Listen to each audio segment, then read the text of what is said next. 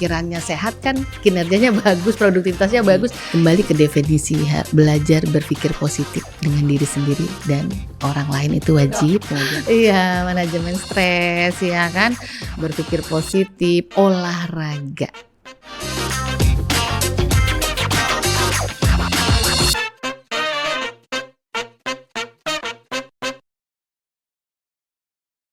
Hai, selamat datang di YouCast. Balik lagi bersama aku Yoli. Dan hari ini spesial di YouCast, kita udah kedatangan seorang psikiater. Ada dokter cantik. Halo dokter Vita, apa kabar? Halo Mbak Yoli, alhamdulillah kabar baik. Alhamdulillah kabar baik.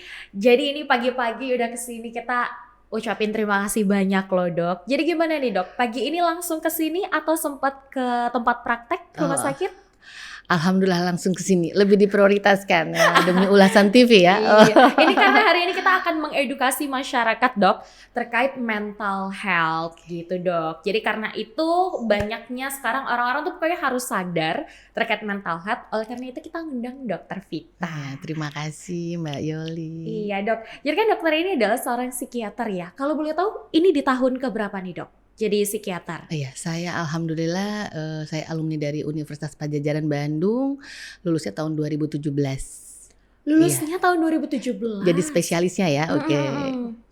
2017 ya, karena sebelumnya dokter umum, menikah dulu, punya anak 1, punya anak 2 ya, menjalankan kewajiban sebagai wanita ya. Setelah itu baru lanjut lagi dokter untuk sekolah spesialis. Artinya di tahun 2024 ini udah hampir 7 tahun betul, juga ya dok? Betul, benar Mbak Yoli. Nah tapi dari awal langsung praktik di Tanjung Pinang atau gimana nih dok? Oh iya, alhamdulillah sebenarnya saya berasal dari Kabupaten Karimun, asli orang Karimun. Oh iya, orang Kepri Karimun juga. asli. Wah, Ya, anak kan? daerah ya. Ya, alhamdulillah. Tapi kebetulan pada waktu tahun 2017, 2018 itu di provinsi belum ada psikiater ya, dan kita membutuhkan pelayanan yang menyebar gitu di Kabupaten Karimun. Kebetulan udah ada senior saya yang sudah duluan. Jadi saya ditarik ke provinsi, alhamdulillah. Itu dari tahun 2017. 2017 akhir, benar. Tapi dok, kalau boleh tahu nih kan pada saat jadi dokter umum ya, kan banyak tuh pilihan spesialis. Kenapa dokter Vita itu justru milih psikiater kejiwaan? Kenapa nggak milih estetik gitu atau penyakit dalam kandungan? Ini menarik loh. Kenapa tuh dok? Iya, itu memang suka aja gitu ya.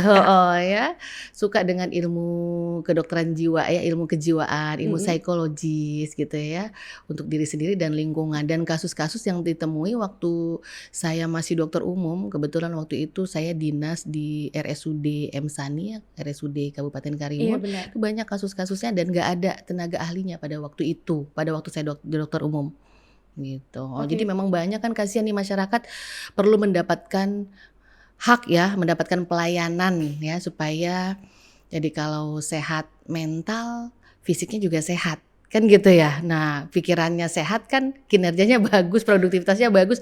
Itu juga salah satu yang memotivasi untuk saya menjadi psikiater, membangun daerah gitu juga ya, dengan membantu SDM-nya yang mentalnya terganggu, kita perbaiki sehingga mereka kualitasnya menjadi lebih baik dan bisa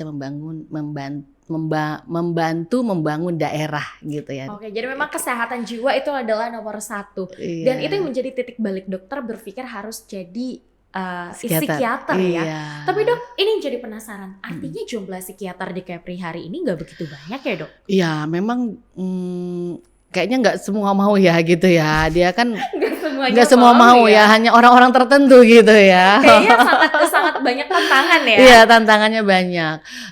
Iya, betul. Alhamdulillah saya juga sebenarnya adalah pendiri sekaligus sekretaris umum PDSKJI Kepri. SKJI. PDSKJI itu Dok? adalah Perhimpunan Dokter Spesialis Kedokteran Jiwa Indonesia Cabang Provinsi Kepri. Waktu itu saya mendirikannya tahun 2018 ya Mbak Oli ya. Itu kita merintis, syaratnya itu minimal ada 7 dan alhamdulillah pada waktu itu sudah memenuhi kuota dengan minimal 7 psikiater. Dan alhamdulillah sekarang sudah ada kurang lebih 12 psikiater di Provinsi Kepri yang tersebar di Batam, Tanjung Pinang, kemudian di Kabupaten Karimun, dan Natuna, tapi Natuna itu tentara jadi suka pindah-pindah gitu ya. Oke Oke, tapi gitu. paling banyak memang di Tanjung Pinang ya, Tanjung Pinang Bintan.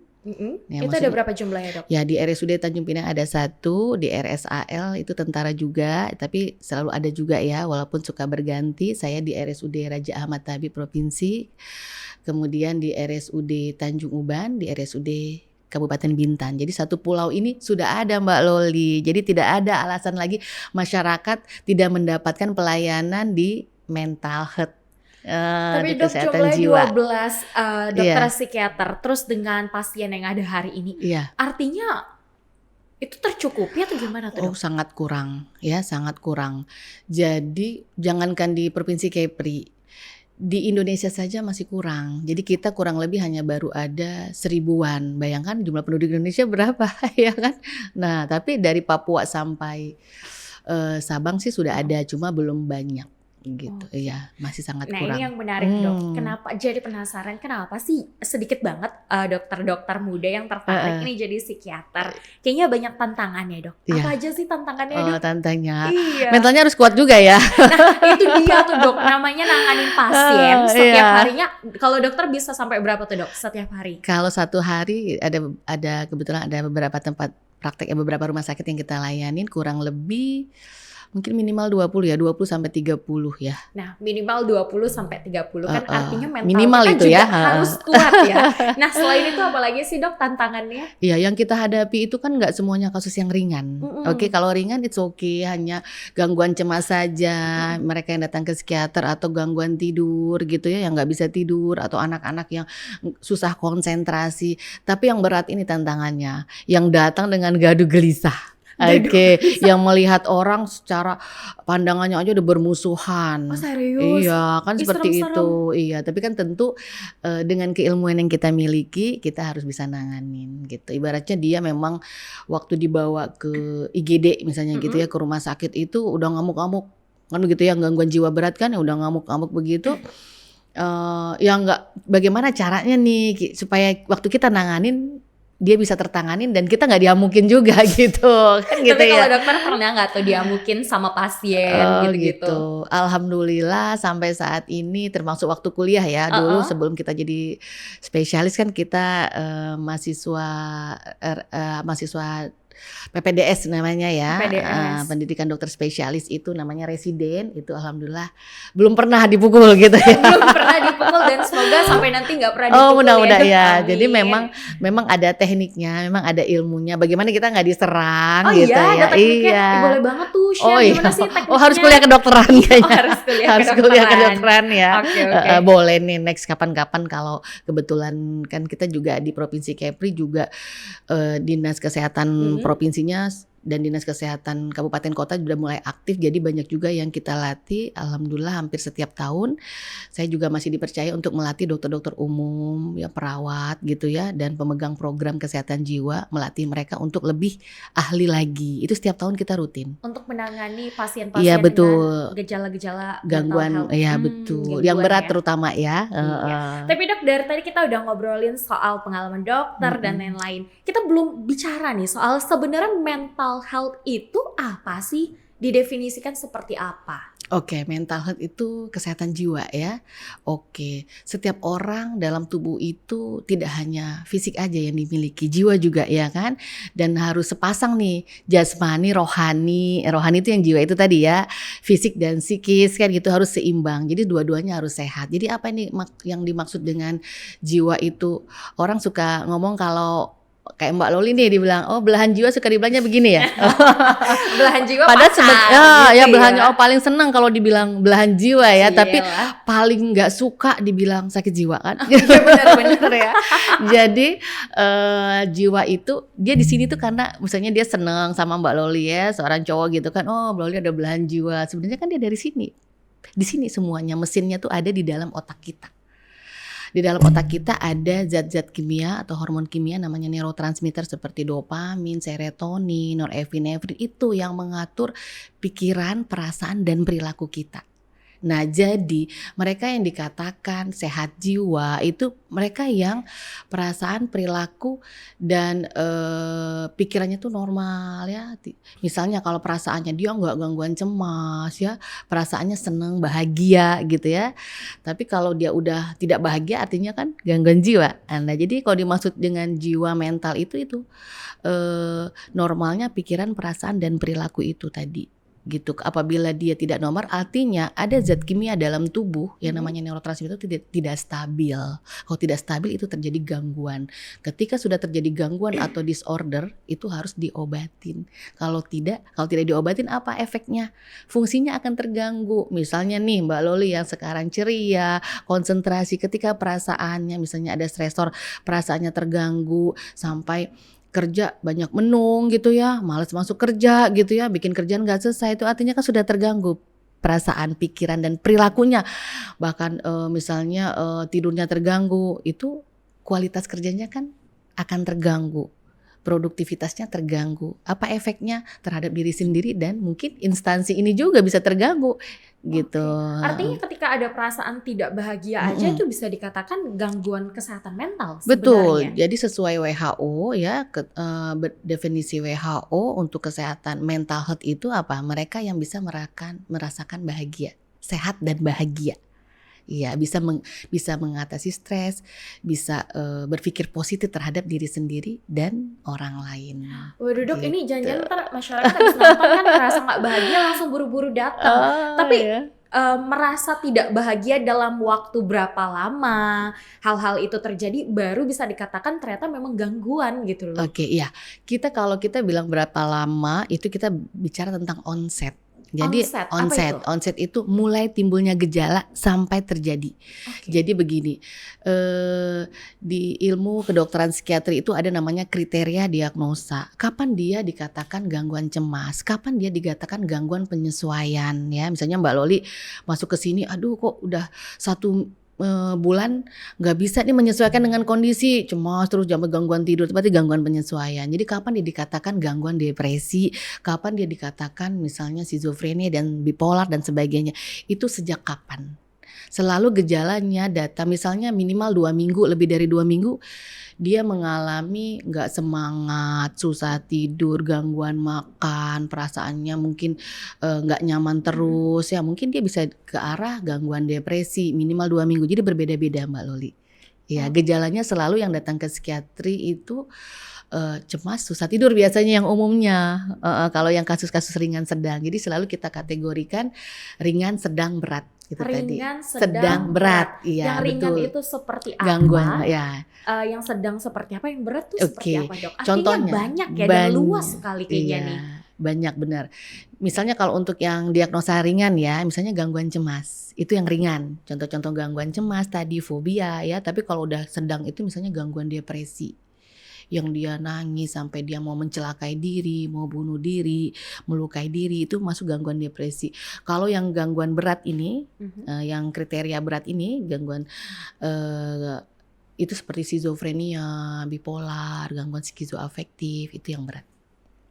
Artinya sekarang Dok, kalau dulu pas kita masih kecil gitu, pas yang masih kecil kan, taunya orang-orang dengan gangguan jiwa tuh orang-orang yang tanda kutip yang keliling-keliling, jalan gitu-gitu kan. Tapi ternyata yang duduknya tenang, pikirannya kayaknya itu bisa jadi pikirannya kacau ya. Iya benar. Dan bisa jadi itu adalah salah satu pasien dokter gitu juga ya Dok. Nah ini juga nih Dok, artinya kan memang sekarang banyak Dok pemicu-pemicu dari gangguan sedang, ringan, sampai berat tadi itu apa sih sebenarnya Dok? Bisa sampai ada depresi, anxiety ini kecemasan ya Dok ya? Sampai gangguan tidur kayak gitu tuh apa Dok sebenarnya? Ya penyebabnya ya, jadi gangguan mental penyebabnya bukan diguna-guna ya. Nah kalau orang awam suka bilangnya diguna-guna. Tapi ada juga loh Dok yang katanya diguna-guna gitu-gitu. Kalau kayak gitu psikiater juga bisa menangani gak sih? Ya jadi gini, menangani sebenarnya kita harus berpikir lebih futuristik ya, jangan terlalu konvensional kan seperti itu. Jadi sebenarnya tadi penyebabnya adalah ketidakseimbangan neurotransmitter ya, zat kimia otak yang mengatur pikiran, perasaan, dan perilaku. Apa penyebabnya? Penyebabnya ada dari internal, ada dari eksternal. Jelasnya resiko biologik, genetik bisa ya, bagaimana pola asuhnya, bagaimana lingkungan kehidupannya penuh dengan stresor enggak gitu ya kan. Nah penyebabnya seperti itu, atau memang dia pola asuh yang dari keluarga yang otoriter ya, jadi dari kecil itu memang udah kayaknya tertekan gitu gitu ya kan ada macam-macam. Jadi banyak faktor penyebabnya, bisa dari internal dan eksternal, dari kepribadian sendiri. Kalau dari internal biasanya dari kepribadian, misalnya dia tipikal orang yang dependen, bergantung gitu ya, misalnya sering bergantung sama orang tua, biasanya seperti itu ya, apa-apa keputusan sama orang tua. Jadi begitu dihadapkan, mungkin dia pisah dengan orang tua, dihadapkan dengan stresor yang berat di dunia kerja, dia nggak kuat gitu. Itu salah satu dari internal. Internal. Tapi dari kalau eksternal. misalnya dari Eksternal. apa aja nih Nah dok? dari eksternal nih ya, dari eksternal yang banyak ini ya.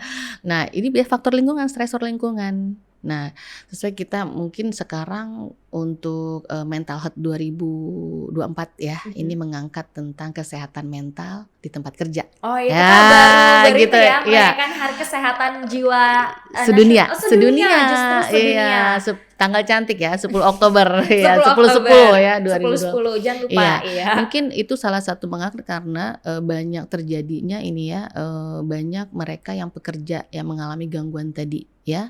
Tentu yang paling banyak gangguan cemas dan depresi. Ya bisa jadi karena tidak bisa menyesuaikan di tempat kerja kan, seperti itu, atau banyak faktor yang lainnya. Misalnya dia ditempatkan dengan bukan di bidangnya gitu, merasa tertekan atau kerjaan yang banyak, tumpuk, dia nggak bisa memanage waktu gitu. Dan bahkan tema yang diambil oleh Kesehatan Jiwa WHO. Sedunia aja, WHO ya, WHO, mengambil iya. tema itu justru adalah kesehatan mental para pekerja. Ini Iya. artinya apakah para pekerja yang saat ini mendominasi menjadi pasien psikiater atau seperti apa nih dok? Iya. Memang kalau dunia ini yang paling banyak lebih dari 60% kan usia produktif ya. Dan usia produktif kan pinter-pinter ya, apalagi zaman sekarang, zaman digital ya, dikit-dikit gangguan tidur, fobia dikit langsung googling ya, self diagnosis ya, kebanyakannya harusnya nggak boleh self diagnosis. Jadi kenapa mengangkat itu karena di lapangannya ya, di lapangan ditemukan banyak yang usia produktif ini mengalami gangguan. Gangguannya apa? Yang paling banyak adalah gangguan cemas dan depresi. Gangguan cemas dan depresi. Kalau dari pasien dokter sendiri di Kepri itu gimana dok? Rata-rata mereka ke psikiater dengan gejala seperti apa?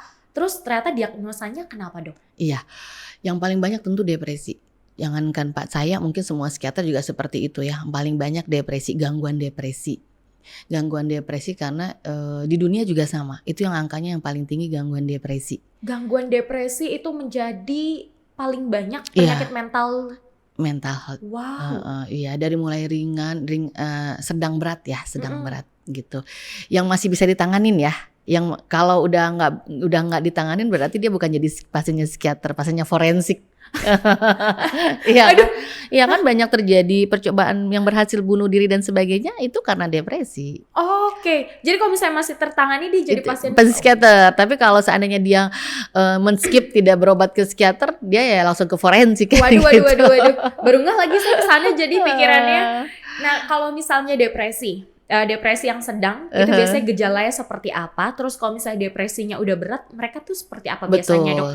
Karena gini, kadang kan kita misalnya nih dok, ngelihatnya orang kayaknya biasa aja, tapi ternyata dia tuh mengalami depresi. Kan artinya masih banyak orang-orang di lingkungan tempat orang depresi ini tuh nggak menyadari bahwa ada seseorang yang depresi di lingkungannya sendiri. Betul, itu kita berharap tadi mental health WHO 2024 HKJS ya, Hari Kesehatan Jiwa Sedunia, mengangkat itu. Nah, kita harus aware dengan lingkungan kerja kita. Ya kalau seandainya tadi depresi itu ada 3 tingkatan, ringan, sedang, berat. Kalau ringan itu biasanya self diagnose, bisa bisa sembuh sendiri gitu ya, seperti flu ringan, istirahat sembuh. Pergi healing udah sembuh gitu ya. Betul. Tapi kalau yang sedang biasanya keluhannya itu kadang suka sakit mah nggak sembuh-sembuh, sering sakit kepala, makannya terganggu, atau yang tipikal makan mau makan terus, berat badannya drastis naik atau berat badannya drastis turun. Atau nah kalau yang berat ini yang harus wajib ditanganin adalah misalnya sudah melukai diri. Oke ya, sudah malas, fungsinya terganggu, sebagai anak sekolah malas sekolah, sebagai pekerja malas kerja gitu ya, konsentrasinya terganggu, atau yang percobaan bunuh diri tadi. Gitu. Paling banyak di usia produktif. Produktif. Wow. Paling banyak produktif, tapi ada juga yang dari mulai anak-anak ya. Anak-anak saya dapat juga pasien dari anak-anak sampai lansia juga ada dengan problem yang berbeda-beda. Kalau di anak-anak kenapa dok? Ya, biasa anak-anak tuh biasanya dia banyak kasus mungkin dari dia tinggal di lingkungan keluarga yang disharmonis ya, berarti tidak harmonis mungkin ya. Keluarganya, orang tuanya mungkin sering berantem atau dia riwayat bullying. Riwayat bullying atau dia tidak bisa menyesuaikan di sekolah itu. Misalnya dia basicnya tuh IQ-nya rendah, ditaruh di sekolah itu. Jadi kan dia artinya susah ngikutin menyesuaikan seperti kalau anak-anak.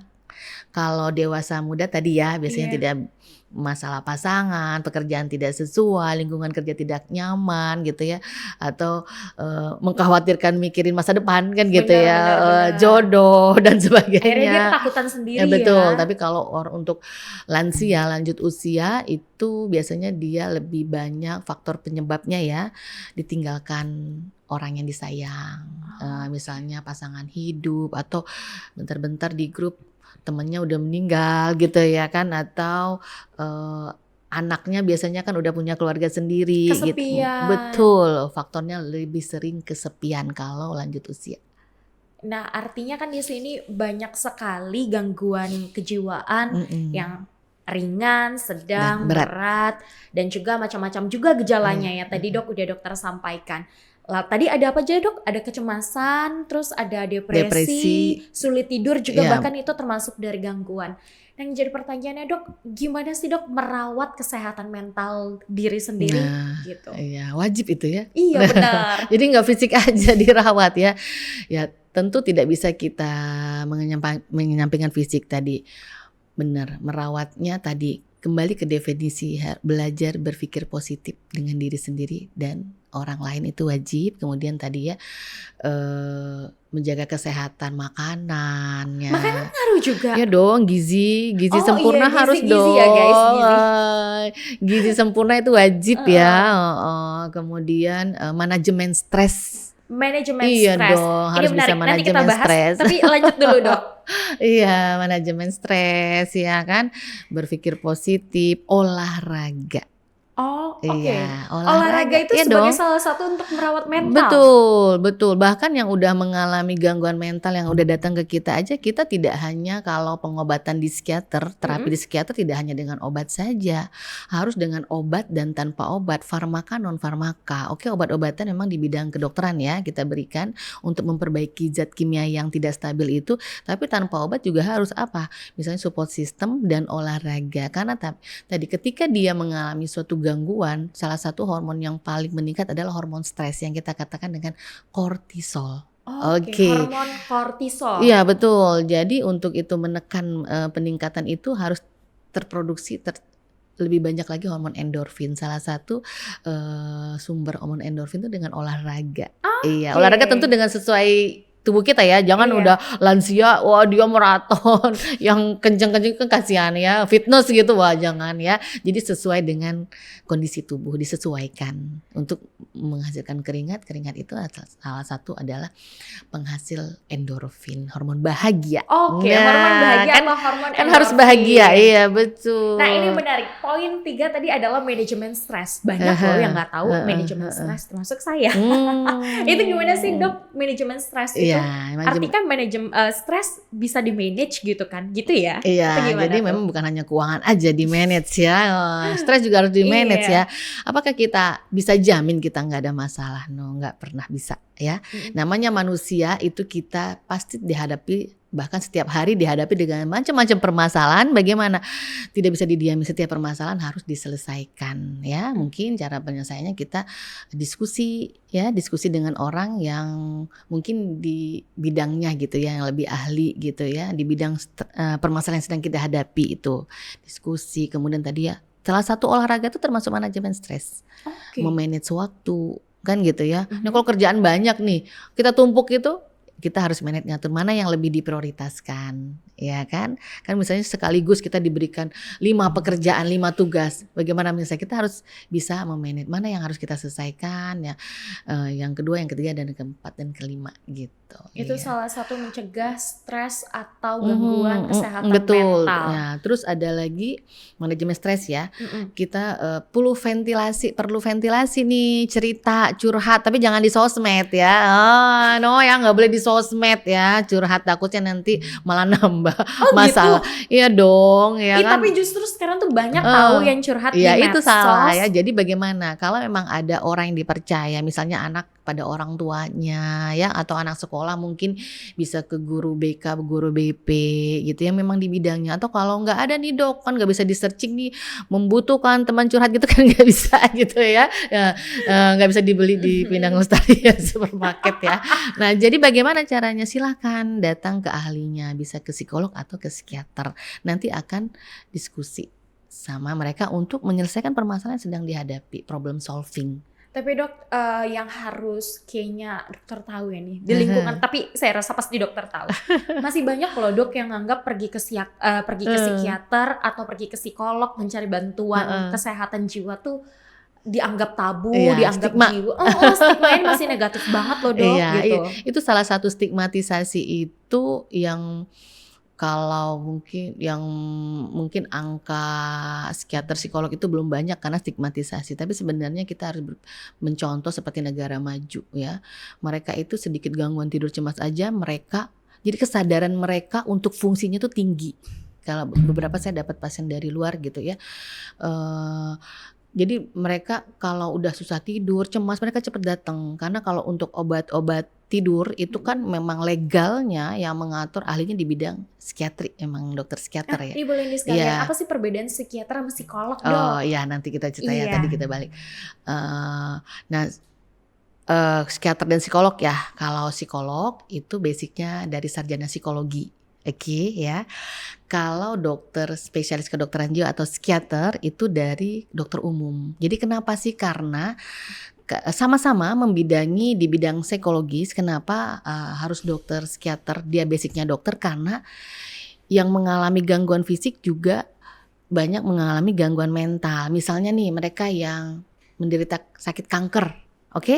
Mereka cemas nggak? Cemas kan? Takut dong. Iya takut kan? Nah jadi yang memberikan nanti dokter psikiater biasanya kalau dia membutuhkan obat nih, dia memberikan obat yang disesuaikan ilmu obat-obatannya, ilmu farmakologi dengan dokter yang memberikan untuk interaksi obat. Nah jadi perbedaan untuk penanganannya adalah dokter psikiater dia bukan hanya, jadi dia bisa menggunakan obat-obatan untuk memperbaiki neurotransmitter itu tadi. Tapi kalau psikolog biasanya dia yang non farmaka ya, non farmaka, misalnya psikoterapi saja atau CBT, DBT gitu. Tapi kalau psikiater dia menangani sampai yang gangguan jiwa berat. Nah sampai tadi yang seperti gelandangan psikotik, itu kan untuk cepat kan kita nggak bisa larang, udah diem, nggak bisa disuruh begitu, ya kan? Nggak bisa. Jadi bagaimana kita fiksasi dia, kita diamkan dia dengan menggunakan obat-obatan untuk diblok itu neurotransmitternya yang terganggu itu tadi, jadi lebih cepat kerjanya seperti itu. Nah, jadi kapan kita harus pergi ke psikiater, kapan kita harus pergi ke psikolog? Oh ya, biasa kalau udah kasus kalau psikolog itu biasanya dia yang ringan ya sama screening ya, tapi ada juga yang nanganin yang sedang. Tapi biasanya kalau udah ke arah ringan, sedang berat itu wajib ke psikiater. Itu wajib pakai obat. Betul, ya dok ya? Iya. Jadi bukan hanya dengan obat. Jadi untuk teknik psikiater itu dia obat dan tanpa obat. Biasanya tanpa obatnya itu nanti setelah dia mulai pulih. Gitu. Kalau psikolog biasanya dia tanpa obat terus gitu ya. Kalau psikiater biasanya dia obat dulu, nanti setelah dia mulai pulih nih udah agak 50% pulihnya, dia obatnya dikurang-kurangin dosisnya, di tapering off namanya, itu dia baru dia masuk psikoterapi atau yang lain-lainnya yang tanpa obat tadi. Artinya nggak harus ketergantungan obat ya dok? No, jadi kita kalau dokter itu siapapun ya, memang stigmatisasi di psikiatri, nanti ketergantungan, salah ya begitu ya. Nggak akan, dokter itu tujuan utamanya mengobati pasien. Dia udah ada sumpah dokternya tidak boleh membuat pasien celaka, membuat ketergantungan. Jadi bukan ketergantungan, kalau ketergantungan itu definisinya tuh dosisnya naik terus Mbak. Ya, misalnya mereka yang pengguna narkoba, ya awalnya obat tidur 1 tablet, wah kemudian dia naik karena dia ngatur sendiri, dia tidak punya ilmu, dia tidak memiliki keilmuan di bidang farmakologi obat-obat, jadi dia naik aja, oh enggak ini ibarat tambah lagi. Kalau dokter enggak, justru dokter itu dia awalnya dia kecil dulu, dia harus lihat dulu nih. Kalau di psikiater dia harus lihat dulu dosis, kita nggak langsung masukin dosis terapi, namanya dosis pengenalan tubuh deh, dosis inisial ya. Awalnya kecil, nanti kita lihat dia stabil dosis berapa gitu. Misalnya dia stabil di dosis 50 mg misalnya antidepresannya. Oke, nanti setelah dia pulih kita akan turunkan. Bahkan dia nanti ada drug holiday, artinya tidak tiap hari makan obat. Nah, seperti kalau yang kasus gangguan jiwa berat, sekarang obat-obatan udah canggih. Ada yang hanya disuntik 1 bulan sekali dan ada yang hanya disuntik 3 bulan sekali. Wih, jadi 1 kali suntikan betul, depo bisa... namanya. Betul, sama seperti obat KB ya, kan ada pil KB, ada obat suntik KB 1 bulan, ada obat suntik KB 3 bulan. Jadi dia lepas lambat dalam tubuh. Dan alhamdulillah di Tanjung Pinang ini saya ada pasien yang bekas dipasung Mbak ya, 18 tahun dia dipasung. Alhamdulillah tahun 2020 kita lepaskan sampai sekarang, alhamdulillah oke banget. Dan itu cukup udah lansia, umurnya sekitar 60 tahun. Dia hanya kontrol ke RSUP 1 bulan sekali dan hanya kita suntik saja 1 bulan sekali. Dan itu udah kembali. Oke banget. Dulu dia dipasung karena dia mau nyerang orang, bawa parang kemana-mana gitu ya. Iya, alhamdulillah. Dok, tapi kan mungkin masih banyak nih yang takut nih, kelihatannya diem tapi ternyata kambuh gitu-gitu. Oh enggak, kan obatnya bekerja. Justru kita lebih aman kalau memberikan obat injeksi. Ada efek samping nggak dok? Obat itu banyak macam. Oke. Obat itu banyak macam. Jadi tadi makanya awalnya kan kita memberikan dosisnya. Ini obat banyak macam. Misalnya obat antidepresan ya. Antidepresan tuh untuk menghilangkan, menyembuhkan depresi banyak macam nih Mbak. Ada golongan SSRI, NSRI, trisiklik atau yang lainnya. Kapan sih kita berikan ke pasien A? Kita harus tentukan dulu. Nah, berarti ini masuk nih. Gimana sih seorang dokter kejiwaan atau psikiater mendiagnosa penyakit pasien? Karena hebat loh, kayak wah, setengah dukun nih, ya? Iya, kayak dukun nih, tiba-tiba tahu wah ini depresi sedang, berat. Diagnosa itu gimana sih? Iya betul, dokter psikiater juga bukan dukun ya, nggak ada genetik dukunnya, nggak ada gitu ya. Jadi bagaimana, tentu kita mempelajari dari waktu kita pendidikan ya. Jadi memang kalau di psikiater ini dia bukan membedah tubuh ya seperti dokter bedah, tapi dia membedah pikiran. Jadi biasanya psikiater itu dia mengobservasi ya dengan cara melihat, kita lihat jalan, nanti kita kan biasanya kita wawancara, cara dia menjawab, jalan pikirannya, semuanya kan kita nilai dari keseluruhan. Gak bisa cuma muka doang, gak bisa gitu ya kan. Jadi dinilai harus keseluruhan. Jadi sebenarnya pasien itu datang dari, misalnya dari sudut pandang kita ya, masuk dalam pintu poliklinik gitu ya, kita udah lihat, oke, dia ini sepertinya depresi, cemas. Tapi bagaimana kita memvalidasinya? Kita dengan ngobrol kan sama dia. Wah, artinya kayak aku sekarang ngobrol sama dokter tuh bisa menganalisa dong. Ih, jadi takut. Oh enggak, tapi kan saya tidak balik bertanya tentang kriteria gitu diagnosa. Ya? Jadi tadi ya ada namanya kriteria diagnosa. Kriteria diagnosa kita di dunia, Indonesia juga pedomannya ke dunia ya. Maksudnya itu berdasarkan DSM-5 dan PPDGJ 3, ada bukunya gitu ya. Jadi kapan saya harus mendiagnosa ini gangguan cemas menyeluruh, kapan saya mendiagnosa ini agorafobia, kapan ini saya mendiagnosa bipolar, kapan ini, itu ada. Jadi kita harus hafal. Jadi kita bertanya ke pasien itu sesuai kriteria diagnosa. Misalnya saya curiga pasien ini sepertinya roman mukanya udah kayak sedih gitu ya, berkaca-kaca. Oh, yang saya tanyakan itu adalah untuk kriteria diagnosa depresi. Benar nggak dia mengalami depresi? Atau misalnya pasiennya bicara-bicara sendiri, nih namanya perilaku halusinasi gitu ya. Mungkin ke arah skizofrenia, afeknya tumpul, ekspresinya nggak ada. Saya mungkin bertanya ke arah skizofrenia gitu. Atau ke arah bipolar yang terlalu, wah kayaknya dia bicara enggak henti-henti, tampilannya juga udah manik banget gitu, semua perhiasan dipakai gitu ya, udah wah gencreng banget tampilan itu. Mungkin dia ke arah bipolar. Kita validasi lagi dengan wawancara, enggak cukup hanya menilai, tapi kalau hanya misalnya, melihat. Kalau misalnya ngeliat dari tatapan mata gitu berarti nggak bisa ya? Bisa dok? Bisa. Hanya dari tatapan mata aja dok? Nggak bisa hanya lihat lihat saja tadi ya. Oh. Artinya kita tidak hanya cukup dengan melihat untuk observasi saja, tapi kita harus biasanya dengan wawancara. Tapi ada juga pasien yang mutisme atau negativistik, dia diam saja.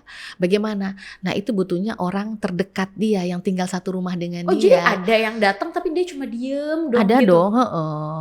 Ada banyak. Itu namanya negativistik gejalanya, atau mutisme, dia seolah-olah mematung gitu ya kan, itu ada. Jadi bagaimana? Kan nggak bisa kita paksa. Kita nggak boleh juga bertanya seperti hakim bertanya sama tersangka, jaksa, tidak boleh, nanti pasien jadi nggak mau bicara. Memang ada tekniknya juga. Kapan kita bicara dengan nada tinggi ke pasien, kapan kita bicara dengan nada lebih rendah dari pasien, itu memang ada triknya. Di ilmu kedokteran psikiatri itu semua diajari. Jadi bukan ilmu turunan dukun ya. Aku juga ngerasa nyaman ngobrol sama dokter. Oke. Pembawaannya dok menyenangkan ya dok, kalau untuk ngomong sama pasien ya dok, nggak bisa dipaksa-paksa kayak gitu. Jadi memang untuk diagnosanya bahkan tuh ribet ternyata ya Ya dok. memang. Banyak sekali langkah-langkahnya. Tapi dok, dengan perkembangan digital hari ini, media sosial yang udah berkembang, banyak loh yang sekarang kayak suka self-diagnose gitu dok. Ya betul ya. Sebenarnya self-diagnosis itu tidak boleh. Terutama biasanya yang sering self-diagnosis mereka yang gangguan cemas. Oh, gangguan Begitu. Ya cemas. itu justru memicu untuk terjadinya lebih cemas lagi tingkat kecemasannya. Jadi bagaimana itu sebaiknya datang ke ahlinya. Karena untuk mendiagnosa aja kita harus mempelajari bukunya banyak kan gitu ya. Harus mempelajari bukunya banyak. Jadi Ini kita tiba-tiba anak lulusan Iya. masih kecil gitu kan, Oh. self-diagnose. Iya, anak-anak kecil tuh biasanya dia, oh saya ADHD, katanya ADHD, sering kalau anak-anak sering begitu ya. Karena cuma nabrak meja gitu Iya, ya, jalannya susah lurus. betul, dia bilang dia ADHD gitu ya, atau autis gitu ya. Oh nggak bisa begitu. Itu memang sebaiknya jangan, sebaiknya memang datang ke psikolog atau ke psikiater, ke dokter, atau minimal dokter umum. Banyak juga di Kepri ini kita sudah latih dokter umum, tiap tahun kita latih. Tiap tahun setiap kabupaten kota mengirim kok untuk dilatih, jadi kita ngadakan pelatihan gitu setiap tahun. Nah tapi itu dok, karena balik lagi media sosial ya, karena aku juga main media sosial. Bahkan ada yang mengatakan gini, kalau misalnya kamu kurang mudah lelah gitu kan gini, minum aja vitamin. Katanya ada vitamin yang bisa menyeimbangkan vitamin D apa gitu, aku lupa. Vitamin D, Itu benar D3. nggak sih? Itu benar nggak sih dok? Ya, jadi tergantung ya. Salah satu tadi kita bicara, kalau kita bicara penyakit, kita bicara onset sejak kapan. Kalau seandainya misalnya Mbak Loli, oh sejak lebih dari 2 minggu nih saya nggak semangat, cepet lelah, nama gejalanya anenergi itu namanya. Oh, itu nama anenergi. Anenergi itu lawan kata dari energi. Oke ya, energi kan biasanya ini dia koknya nggak bersemangat gitu. Beda seperti 2 bulan yang lalu, tapi udah 1 bulan ini lebih dari 2 minggu. Selain itu mungkin ada juga gejala sering murung, mudah tersinggung, gangguan makan jadi nggak nafsu makan, gangguan tidur gitu. Itu mungkin udah ke arah, atau sering sakit sering sakit kepala gitu ya kan. Itu mungkin lebih ke arah gangguan depresi mungkin. Ya, tapi tetap harus dieksplor lebih dalam lagi. Artinya kalau misalnya mahnya tiba-tiba nggak sembuh-sembuh, sakit kepalanya nggak sembuh-sembuh, bisa jadi sebenarnya bukan kepalanya yang sakit ya, tapi jiwanya betul, ya. mentalnya yang sakit mentalnya, ya. Kan artinya memang butuh, artinya kita memang harus aware sama kesehatan mental. Tapi dok, overall di Indonesia sendiri kesehatan mental, orang-orang yang sadar akan kesehatan mental itu udah mulai sadar atau belum sih dok? Alhamdulillah, karena memang kalau dulu itu tenaganya kan sangat sedikit tenaga ahlinya. Kalau sekarang kan udah mulai bertambah, ada lagi yang regenerasi ya. Semakin ada yang mau sekolah itu, kalau semakin banyak fasilitasnya, artinya kan pemberi edukasinya lebih banyak. Jadi tahu gitu. Kalau zaman dulu internet nggak ada, mau nanya sama siapa? Mungkin di Kepri saya rasa nggak punya psikiater zaman dulu gitu, psikolog klinis juga mungkin minim banget, mau nanya sama siapa kan gitu ya kan. Jadi kalau sekarang udah ada internet ini, ada bagusnya, informasi gampang didapat ya gitu ya. Jadi kalau memang kita ragu-ragu, kita tinggal datang ke ahlinya. Dan kalau ke psikiater, alhamdulillah bisa dengan fasilitas asuransi yang dimiliki pemerintah seperti BPJS gitu, itu bisa gitu. Oke, ini kalau misalnya, jadi tidak memberatkan. Iya kan, silakan, tinggal masyarakatnya mau aja. Karena kalau menstigma itu yang rugi siapa? Pasiennya yang rugi. Diri sendiri. Iya, tadinya misalnya dia pekerja yang produktif banget nih, ya keren banget. Tiba-tiba dia ada stresor ya, kita nggak tahu putus cinta kah buat yang muda gitu ya Aduh, kan, aduh, atau aduh. ditinggal orang yang disayang. Kalau yang muda-muda kan begitu ya, biasanya masalah pasangan dan sebagainya. Jadi dia down, dia gagal move on gitu ya kan, sehingga produktivitas terganggu. Perusahaan bukankan dia aja rugi, perusahaan juga rugi. Kan gitu. Nah, karena memang temanya di kesehatan jiwa sedunia ini adalah mengelola stres untuk khususnya pekerja ya. Gimana sih tipsnya dok cara menjaga kesehatan mental bagi pekerja? Gimana biar mereka nggak mudah depresi, nggak mudah stres, nggak mudah cemas gitu? Oke, iya tentu harus di-manage juga ya. Memang tadi yang seperti dari awal udah kita singgung, kita juga harus aware dengan lingkungan ya. Kalau emang ada teman kita kok sering melamun sih, kok kerjaanmu sering nggak selesai, kok kamu sering telat datang, itu mungkin ada sesuatu ya kan. Ayo mari ajak dia datang berobat gitu ya kan. Terus mungkin kita juga harus bagusnya menciptakan lingkungan kerja yang nyaman. Gitu ya, kerja yang nyaman. misalnya apa ya, gathering misalnya gitu ya, ada family gathering ya, itu mungkin nanti bisa dibicarakan dengan perusahaan. Dan kalau untuk sebagai pimpinan mungkin kita memberikan kewenangan tugas ya kepada memang di tempatnya, memang orangnya gitu loh. Kasihan kalau memang kita memberikan tugas itu bertubi-tubi dengan misalnya satu individu aja gitu yang kita percaya, tapi sebenarnya dia nggak mampu dia mengerjakan itu, kan kasihan, dia juga akan terganggu gitu ya kan fungsinya. Bahkan perusahaan juga rugi. Dia juga kerjaannya, hasil yang didapat outputnya juga nggak bagus. Karena stres tadi ya dok ya. Betul ya tadi. Jadi memang menciptakan tadi, selain itu individu juga ya olahraga, makan bergizi, manajemen stres. Oh ternyata di lingkungan nggak ada yang konselingnya dok gitu, nggak ada psikolognya gitu ya kan. Boleh silakan menggunakan BPJS, bisa ke psikiater. Artinya untuk menciptakan lingkungan kerja yang positif itu butuh kerjasama dari seluruh karyawannya ya. Dan juga diri sendiri mengelola stres tadi dengan olahraga, makanan yang sehat dan bergizi. Nah dok, kalau misalnya ada yang nonton terus pengen banget berobatnya langsung ke dokter, bisa kemana nih kita? Iya, saya ada di kalau di sini ada di Rumah Sakit Raja Ahmad Tabib ya, Provinsi Kepulauan Riau, Batu Lapan ya. Ya, Jalan WR Supratman nomor 100 ya. Kita kebetulan ASN ya, jadi jam kerja ya Senin sampai Jumat pagi. Kalau sorenya saya ada di Rumah Sakit Hajah Bunda Halimah karena kebetulan juga ngajar di Fakultas Kedokteran Universitas Batam. Ya, kalau malam saya ada di Kimia Farma Batu 9. Wah, jadi Tanjung Pinang Batam balik lagi ke Tanjung Pinang setiap harinya. Sehat-sehat terus dokter. Semoga dokternya selalu sehat dan juga sukses nih. Nah dok, terakhir apa yang pengen dokter sampaikan kepada masyarakat Kepulauan Riau dan juga khususnya untuk seluruh Indonesia lah terkait kesehatan mental ini? Iya, kepada semua masyarakat sedunia ya, bukan se-Indonesia, khususnya pemirsa TV Ulasan ya. Saya mengucapkan selamat Hari Kesehatan Jiwa Sedunia ya. Sebenarnya tepatnya di 10 Oktober tahun 2024 ya. Marilah kita jaga kesehatan fisik dan psikis kita ya, untuk kita lebih produktif ya. Untuk menciptakan lingkungan yang lebih sukses ya. Sukses dari diri sendiri dan semuanya. Oke ya, tidak ada kesehatan tanpa kesehatan jiwa. Wow, kata-katanya ya. Terima kasih banyak dokter. Semoga dokternya juga sehat selalu, semakin sukses. Makasih banyak atas waktunya hari ini. Makasih Mbak Loli ya.